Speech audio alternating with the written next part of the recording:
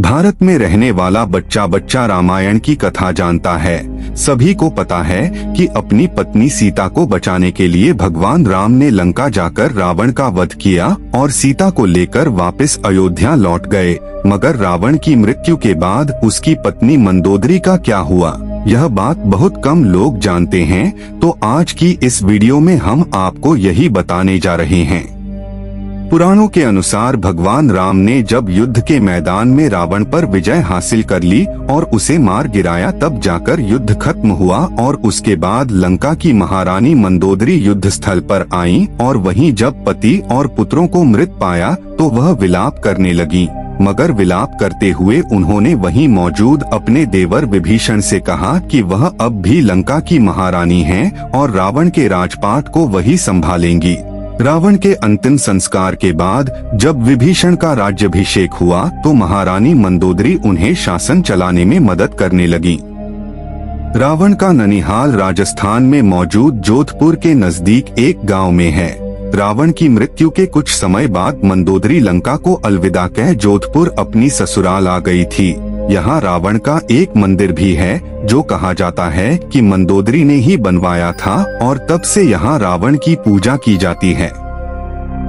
कहा जाता है कि भगवान श्री राम के कहने पर मंदोदरी ने रावण की मृत्यु के कुछ वक्त बाद अपने देवर विभीषण से विवाह कर लिया। दरअसल भगवान श्री राम नहीं चाहते थे कि रावण की मृत्यु के बाद लंका बिखर जाए और विभीषण अपने बड़े भाई के राजगद्दी पर बैठना नहीं चाहते थे।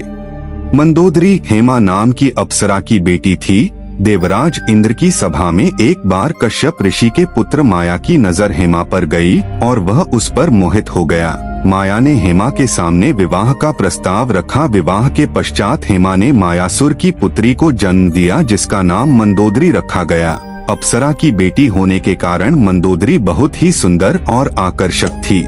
जब मंदोदरी विवाह योग्य हुई तो इनके पिता मायासुर ने योग्य वर की तलाश शुरू कर दी, लेकिन उन्हें अपनी रूपवती कन्या के योग्य कोई वर नहीं मिल रहा था। इस दौरान मायासुर ने रावण से अपनी पुत्री का विवाह करने की बात सोची और रावण के सामने मंदोदरी से विवाह का प्रस्ताव रखा।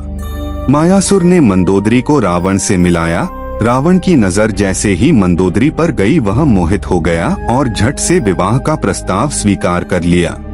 रावण ने मंदोदरी को वचन दिया कि केवल मंदोदरी ही उनकी प्रमुख पत्नी और लंका की महारानी होगी। मंदोदरी से विवाह के उपहार स्वरूप मायासुर ने रावण के लिए सोने की लंका का निर्माण किया।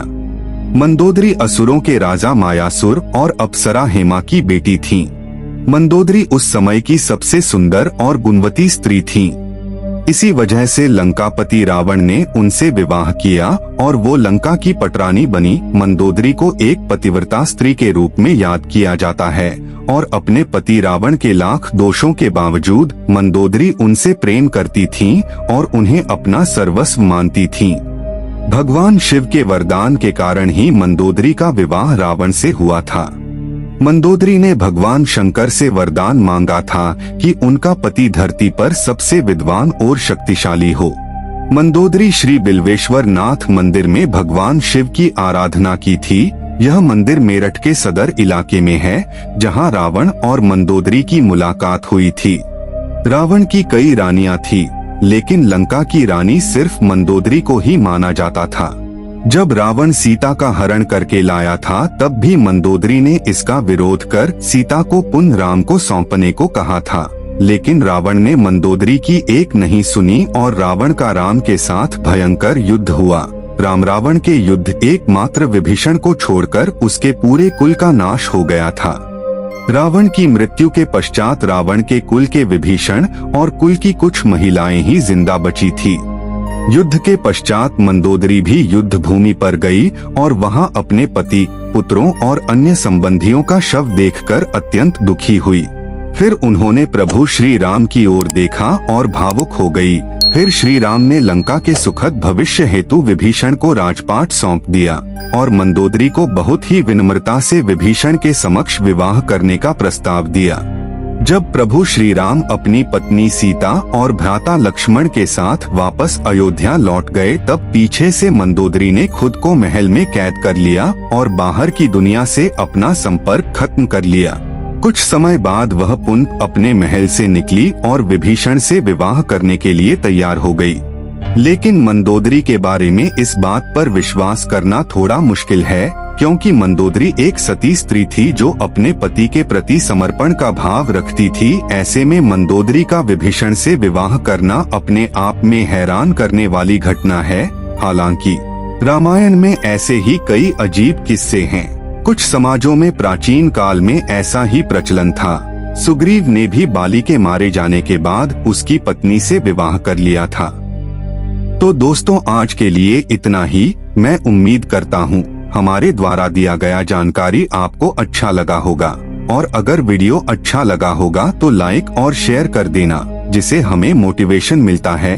और हाँ, आपने अभी तक चैनल को सब्सक्राइब नहीं किया है तो अभी के अभी करिए, और वीडियो को लास्ट तक देखने के लिए बहुत बहुत धन्यवाद।